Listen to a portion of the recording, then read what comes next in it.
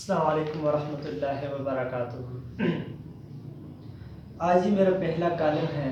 میں نے کالم لکھا ہے، اپنے آپ سے خود سے لکھا ہے، اور میں چاہتا ہوں کہ آپ لوگوں کے سامنے اس کو بیان کروں، آپ لوگوں کے سامنے اس کالم کو رکھ دوں اور آپ لوگ اس پہ تبصرہ فرمائیں۔ کیا واقعی میں نے جو یہ کالم لکھا ہے، اس میں میں نے جو بات کی ہے، یعنی انسان کا اپنے رب کو چیلنج کرنا، اس کا یہ عنوان ہے، تو واقعی ازل سے انسان اپنے رب کو چیلنج کر رہا ہے کہ نہیں؟ تو آپ لوگ اس پہ ضرور تبصرہ فرمائیے۔ تو چلو شروع کرتے ہیں۔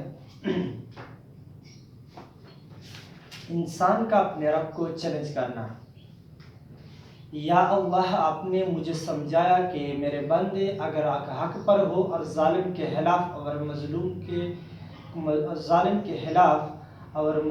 کے ساتھ ہوں، یا ظالم کے خلاف اور مظلوم کا ساتھ دینے والا ہو اور میرے بتائے ہوئے راستے پر چلنے والا ہو، تو دنیا کی جدید ٹیکنالوجی آپ کا اور افرادی قوت آپ کا کچھ نہیں بگاڑ سکتا۔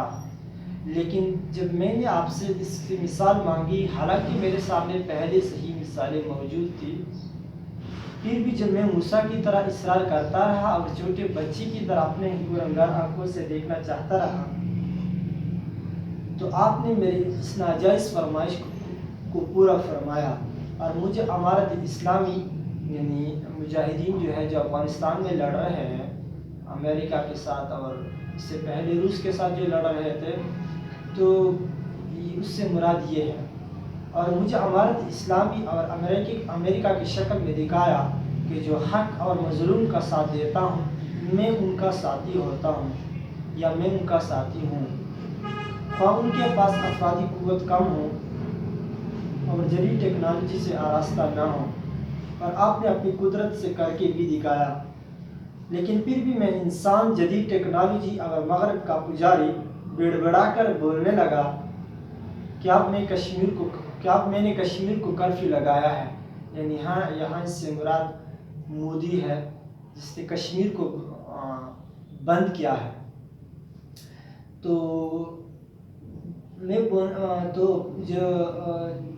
لیکن پھر بھی میں انسان جدید ٹیکنالوجی اور مغرب کا پجاری بڑبڑا کر بولنے لگا کہ اب میں نے کشمیر کو کرفیو لگایا ہے، آپ اس کو کھل کے دکھائیں۔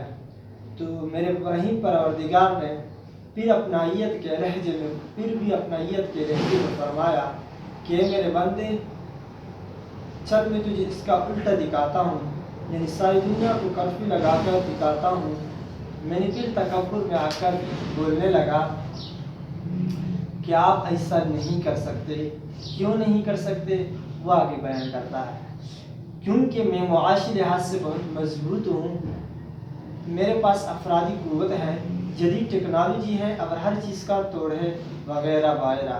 یہاں اس سے مراد بش بھی ہے، جس نے کہا تھا 9/11 کے بعد، اور اس سے ہم ٹرمپ بھی مراد لے سکتے ہیں کہ ٹرمپ بھی ہے جو جس طرح وہ باتیں کر رہا ہے، یعنی یا جو جتنے بھی کافر ہیں اسرائیل کے جو وزیر اعظم ہیں، یا جتنے بھی ہیں دنیا میں جو کافر ہیں، جو اس طرح کے دعوے کرتا ہے، اللہ تعالیٰ کو چیلنج کرتا ہے، تو پھر اس نے اس طرح فرمایا کہ میرے پاس افرادی قوت ہے، جدید ٹیکنالوجی ہے اور ہر چیز کا توڑ ہے، وغیرہ وغیرہ۔ مزید یہ کہ میں نے ایک بار پھر آپ کی خدائی کو چیلنج کیا، تو آپ نے پھر سب کچھ کن فیکون میں کر کے دکھایا، کن فیکون میں سب کچھ کر کے دکھایا، یعنی کس طرح دکھایا؟